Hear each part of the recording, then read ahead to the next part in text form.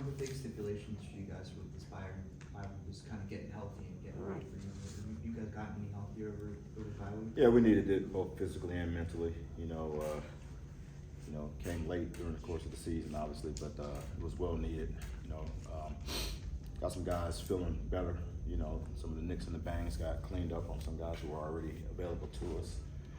They needed some time off for sure, and our high-low guys like McGee and DMR was playing a lot of game reps for us. Really needed some time to kind of decompress and mentally and physically, get some things cleaned up in the weight room, recovery-wise, and it was really good for us. So hopefully it pays off. I believe it will. And EJ's back? EJ's back. He's back. Yeah, so how's he looking? What's his status? What's it doesn't look like he skipped a beat. It really doesn't. I mean, he came back in the game and, in the practice and was ready to go. The timing was still there, the processing was still at a high level, and he's excited. He's been fighting like crazy to get back on the field, and to have him back with the team is, he's back in his comfort zone. So it's really good to have him back. How valuable do you think the bye week is for the young guys? You've been playing a lot. How valuable was that for them? It was really good. We had a chance to hone back in on the base fundamentals and the why to the assignments that we're asking them to do within given play calls and things of that sort. So in that way, it was really good. They kind of got thrown into the fire. A lot of guys who were newcomers and had to play right away for us, and it's just bullets flying, things. They're operating, not quite understanding the why of what they're doing, and I think this week was a good opportunity to kind of reel that back and, give them the whys to their job assignments, but most importantly, get back to the fundamentals and the techniques of what we're asking them to do within the assignments was something that we really focused on. Did EJ return during the bye week or just? Yeah, he returned during the bye week. Yep, had a good week of practice.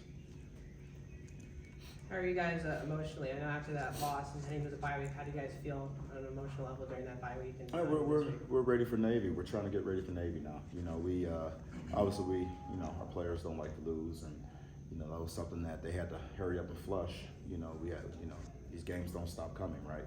So mentally, like I said, I think the bye week was really good for that, to kind of decompress and reflect a little bit. Kind of look back at some of the old game tape and see the things that we can do better. A lot of fundamental errors showed up in those tapes. So again, that was our focus going into the bye week, and I think emotionally that was good for them to kind of build some confidence of what they can do better and fix it to some degree over the bye week was something that was beneficial for us. Do his teammates? Does the team feel better just with EJ there? Did you see? Yeah, I think the offense. It's no question. The offense operates better when he's at that position for us, at the quarterback position for us, and I know Jo is extremely excited, to have him back. Yeah, EJ's back. But no, I think it was something that our team was anticipating. I think behind closed doors we anticipated the bye week being the time that we would get him back. Again, it's really good to have him back. We operate better when he's at the quarterback position for sure. Stan, coming into the season, even like fall camp, you talked about how one thing you want to take away from last year was like how you kind of took care of yourself. Now that we're really far through the season, how do you think you've done on that end? Okay, not great. These last couple of weeks were tough. I beat myself up. We worked really hard, and we had some high expectations for ourselves, and we're excited about these next 4 opportunities though, and I'm back in my routine of trying to get some sleep, trying to eat, try to throw a little exercise in there in between. I'm better for the kids when I'm, doing those things. So I had to find a way to force myself to do those things so I can be better for the kids. And I think it was a good bye week for myself as well. I think our coaches needed to decompress a little bit and kind of reflect and self-scout ourselves to some degree and just figure out what we can do better moving forward. So we're excited about the opportunity this week for sure. How was EJ with Quincy and Forrest the past couple weeks, just when he's not been playing? Well, how EJ was? Yeah. EJ would really have to take care of himself. He was concussed, so he had some restrictions on certain things that he could and could not do. Really, when you talk in terms of Quincy Patterson, he's a veteran in that room. He's been there before. He's really good for EJ.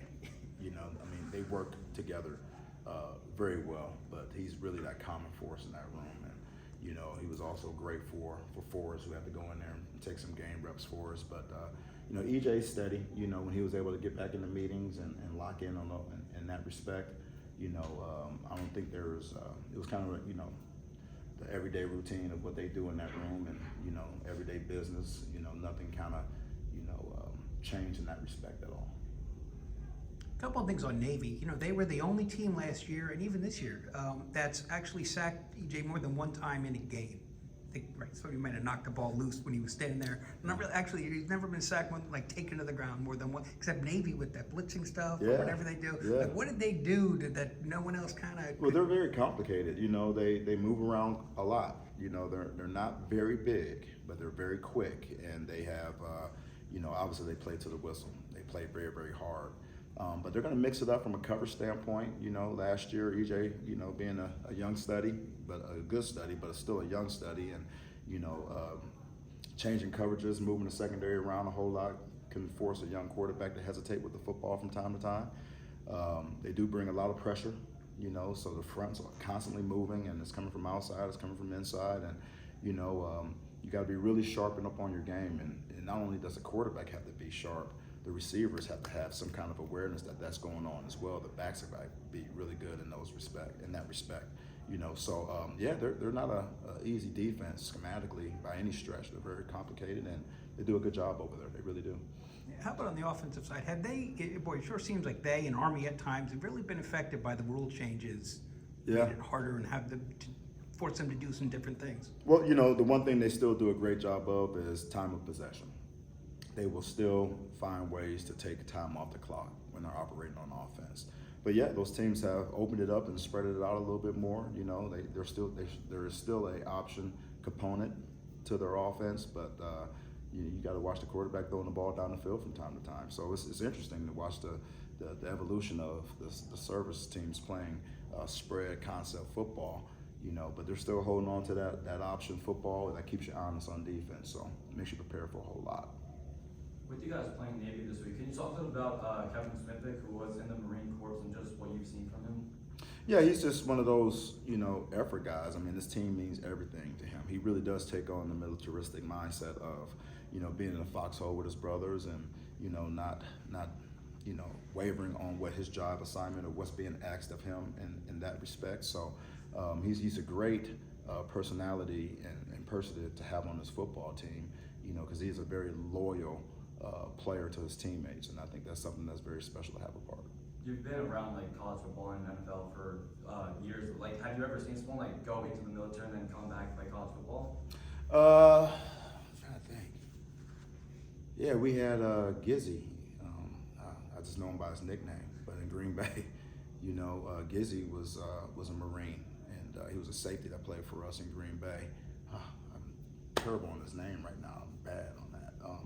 But yes, he brought the same, you know, level of commitment, you know, concept of brotherhood even to the Green Bay Packers. I mean, once you kind of experience that, I believe, you know, my dad was military. I don't think you ever lose it. You know, I was raised in a family that was kind of brought up that same way because of my dad's experience and my uncle's experience. So, yeah, those are special people to be around. And hey, they're athletes and they're tough guys, you know, so. Again, Navy's going to bring that same type of demeanor. You can tell they play together. They're a tight unit. They're all tied to a string, meaning that everybody's really focusing on doing their job for the bigger purpose, and you can really see that in their level of play. You know, so we're excited to play them. It's fun to play those guys. You mentioned the evolution of the service academies. Can you tell us a little bit about what Army brings to the American and your reaction to them coming in possibly next season or in the future? You know, I know they're a good football team. You know, they run the ball very well. I haven't had a whole lot of time to study Army, so I wouldn't have you know, no disrespect to Army. I don't have a lot to say about them, but I know those are just dangerous football teams. You know, their lifestyle is all about commitment and discipline. You know, and you know when you're trying to raise a team coming from all different backgrounds that don't have that level of structure over their head on a daily basis. I mean, you know, you fight for those things on your football team, the discipline piece of it. So, you know, we know that those teams will bring that to the table just by who they are, and that's going to always make them tough competitors.